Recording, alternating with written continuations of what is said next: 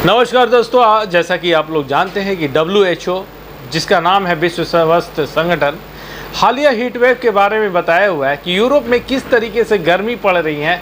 Record तोड़ गर्मी पड़ रही है, नए नए रिकॉर्ड बन रहे हैं। लोगों की इतनी परेशानी यूरोपियन कंट्री में बढ़ गई है। अगर हम बात करेंगे स्पेन की केवल, तो स्पेन में 500 से अधिक मौतें हो गई हैं। कारण मात्र हीट वेव, यानी कि जो अपने यहाँ गर्म हवाएं चलती हैं, लू जिसको बोला जाता है, वैसी हवा के बारे में हीट वेव की बात हो रही है। इतनी गर्मी पड़ रही है कि मिस्टर साचेज, जो वहाँ के स्पेन के जो प्राइम मिनिस्टर हैं, उन्होंने यहाँ तक मंडे को बोल दिया कि ऊर्जा बचत करने के लिए आप एसी कम चलाओ, आप टाई लगाना बंद कर दीजिए।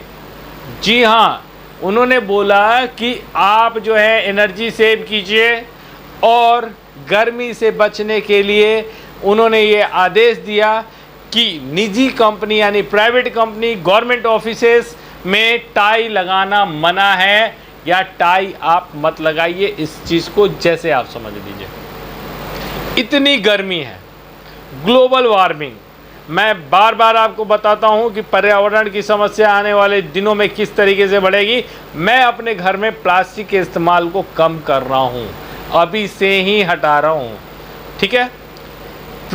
वो बाकी नुकसान आप उसके जानते होंगे। एक और ऐसी घटना है जिसकी जिक्र हम करेंगे।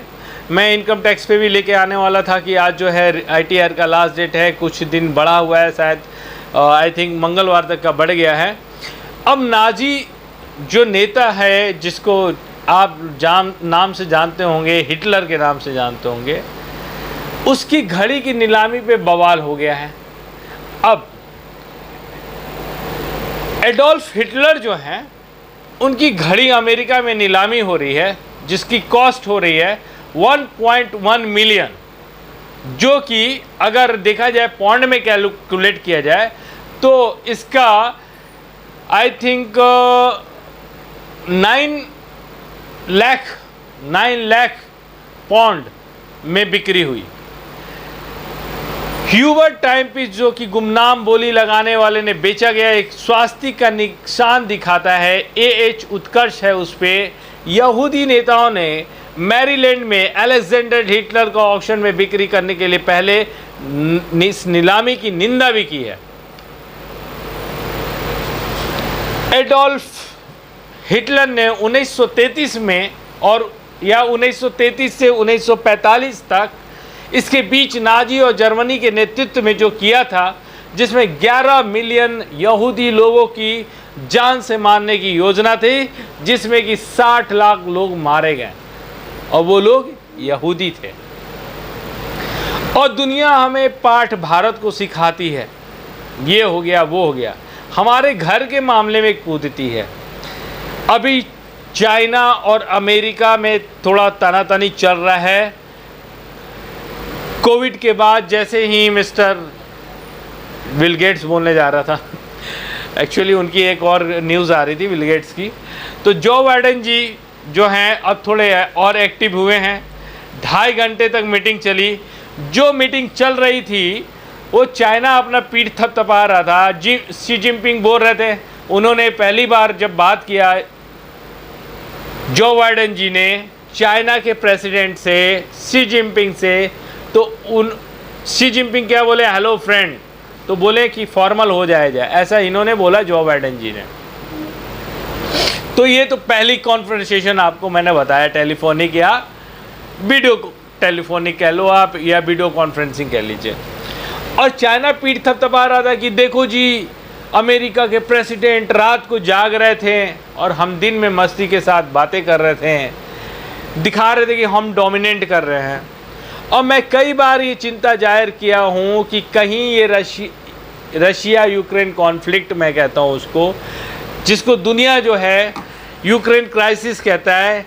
आज यूक्रेन ने जो है, जैसा कि मुझे पता चला है, अभी पुष्टि नहीं हुई है मेरे तरफ से, कि 5 लोगों को, इंडियंस को उसने बैन कर दिया।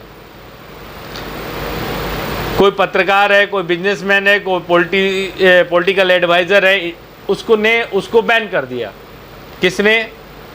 मिस्टर जेलेंस्की, प्रेसिडेंट ऑफ, जाहिर सी बात है, यूक्रेन। अब देखिए, ये 5 लोगों से इशारा है कि इंडिया की तरफ तू तिरछी नज़र से देख रहे। तू बोलने जा रहा था, क्योंकि जब बात देश की होती है तो भाषा की मर्यादा नहीं होती है। तो ये थोड़ा सा जो कदम सोचना पड़ेगा। अब एक और खबर जो है आ रही है धीरे धीरे कि नाटो प्लस में इंडिया को शामिल करने के लिए सोचा जा रहा है। आप खुश हो जाएंगे।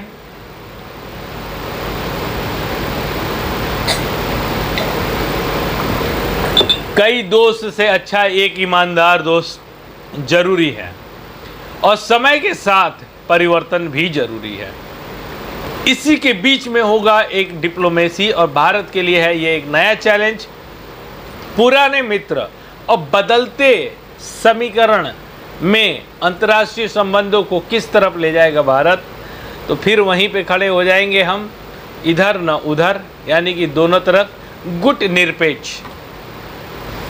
और यही होना भी चाहिए।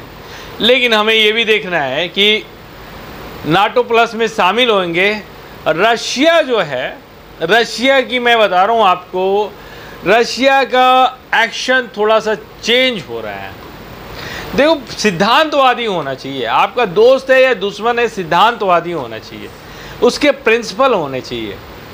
रशिया की थोड़ा सा, चलो यूएस का बैकग्राउंड अच्छा नहीं है हमारे प्रति, लेकिन यूएस ठीक है, हर जगह 2 कंट्री में लड़ाई होती है, छोटे जो कमज़ोर होता है उसको हथियार बेचता है। This is the strategy. बेचता कौन नहीं है जी?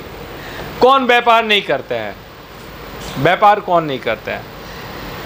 लेकिन अगर हमें कोई अपॉर्चुनिटी मिल रही है तो हमें उसे भी भुनाने में, उसके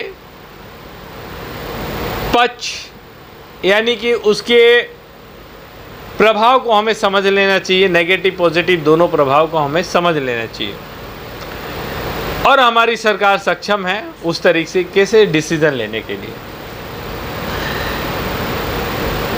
अब बातें ये आती हैं कि क्या होना चाहिए। तो आगे जैसे खबर आती है तो मैं आपको बताऊंगा कुछ उस पर विश्लेषण, उसको पूरा रिसर्च करना पड़ता है। उसके एक न्यूज़ आया उसको पढ़ के बता दिया, ऐसा नहीं होता है। उसके पीछे 10 चीज़ें, उसको कोरिलेट करना, चीज़ें कैसे चेंज हो रही है, तभी तो बता पाता हूँ आपको सबसे सटीक विश्लेषण।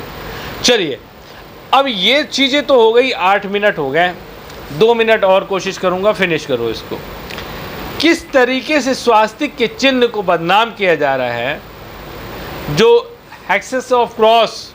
भाई साहब एक बात बता रहा हूँ, मेरे शब्दों के लिए मुझे माफ़ कीजिएगा। कुंती और कुत्ती कहने में जो है, एक I am animal lover, I have animal, I have a mail dog. अगर फीमेल डॉग भी होती तो उतने ही मेरे लिए फैमिली मेम्बर की तरफ होती, ठीक है।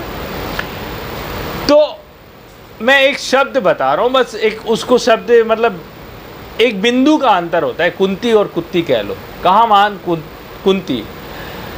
अब देखिए, एक्सेस ऑफ क्राइस और क्या बोला जाता है, आई डोंट नो। स्वास्तिक ऐसे होता है, उसको ऐसे क्रॉस कर दी, कितना अंतर है।